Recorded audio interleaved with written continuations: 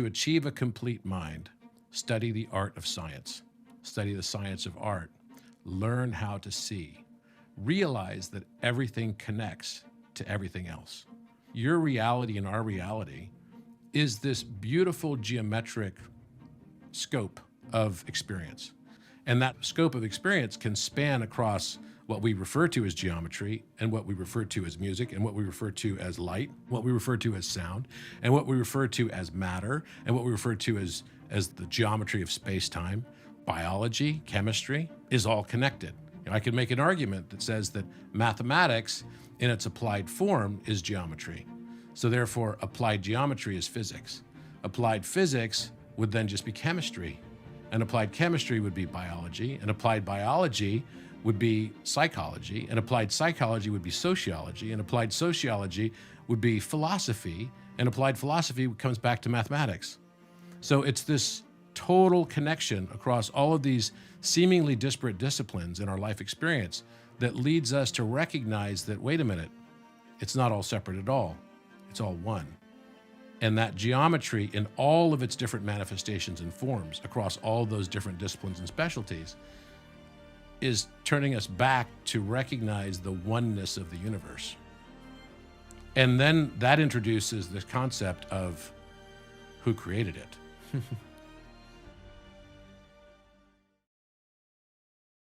There's something beautiful you have on your wall just outside Metatron's cube, right? And most people probably don't know, unless they're into geometry, what the significance of Metatron's cube is. A lot of people don't realize that you can form literally out of that one structure all of the Platonic solids. Not only all the Platonic solids, but all of the Archimedean solids. By making another form of Metatron's cube, just offsetting it by 15 degrees, and then having a 12-point perspective, you can have all of the Archimedean, all the Catalan solids. Virtually every single geometric form that exists in the universe can be made in its regular form out of that one structure of Metatron's cube. So all creation comes from this. And this is one of the things that I did. I took a 24-point perspective. So if you took 4 Metatron's cubes, right? So you've got 6 points on each one that form this hexagonal form. If you do that in rotation so that you've got a 24-point, so you're just multiplying 6 by 4, so you're creating 4-point perspective against the 6 points, and you connect all the lines of that, it looks like an entirely mess, like a gigantic mess of entropic lines that it gets really confusing because you're like, what the heck am I looking at? But if you can put your consciousness into those lines, the complexity of all those lines, you might be able to see the shape of a square. You might also see the shape of a triangle, and most people can. You might see the shape of a pentagon because it's all in there. You might also see the shape of a hexagon, or all of the other potential shapes that could exist in polygonal form. But can you also then see a tetrahedron, which is the 3-dimensional version of a triangle? One way to easily say this. Can you see a cube? Can you see a dodecahedron? Can you see an icosahedron? Can you see a cuboctahedron? Can you see a rhombicuboctahedron? Can you see a Dürer solid? Can you see all of the different shapes that are there? And the degree that you can recognize through pattern recognition and then bold those lines, you are uplifting your consciousness and your ability to perceive higher dimension. So the more geometric forms you can recognize and track by looking in this mess of lines that looks totally entropic and it makes no sense whatsoever, and then bold those, to me, I call that a higher form of consciousness quotient. So the more of those lines you can recognize, you're pushing the boundary condition of entropy, which is really just ignorance, further and further away from you as you understand more of this divine encryption that is the universe that we live in. And then you start thinking, okay, so I'm experiencing this oneness all around me in all of its different manifestations that are all geometric at their base.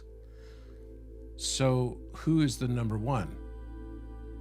And then you realize that you are. You're the number one. You are the one experiencing itself all around you. What we are experiencing in this world, the truth of it, is so much stranger than any fiction story than you could ever imagine. It's not even imaginable in many cases.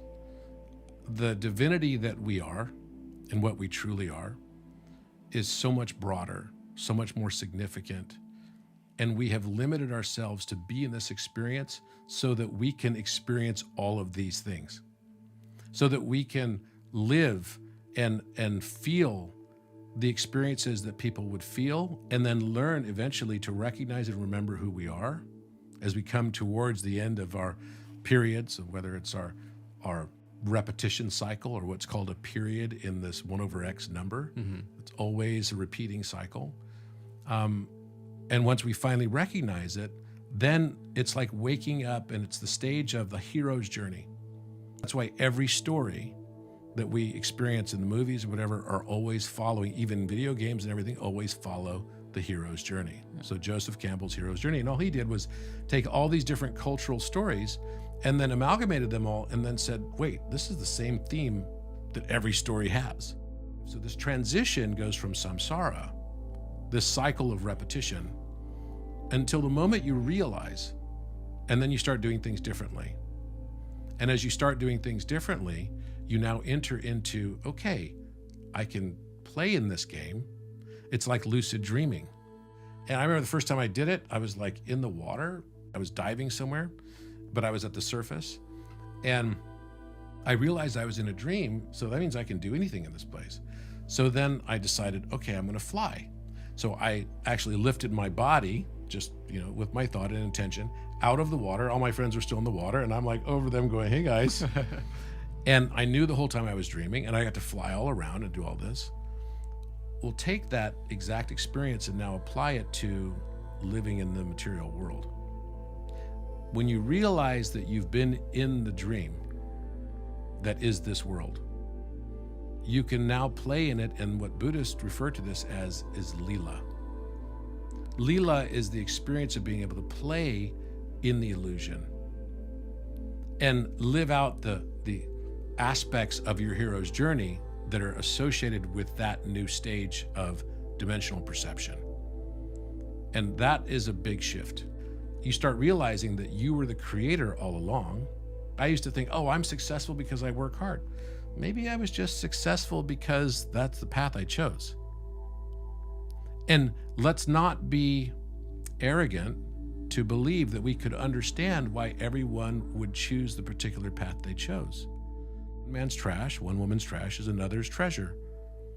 And, if we're playing in a game, I would tell you at the beginning of the game or at the end of the game, I'd be like, oh yeah, this next time I want to have an epic death, or I want to have like a experience where I'm going to get chased by the sheriff of Nottingham, or I'm going to end up, jumping off of a building and, I die that way. If you knew that death wasn't real, would you change the things you do in this life? And that's really what Lila is.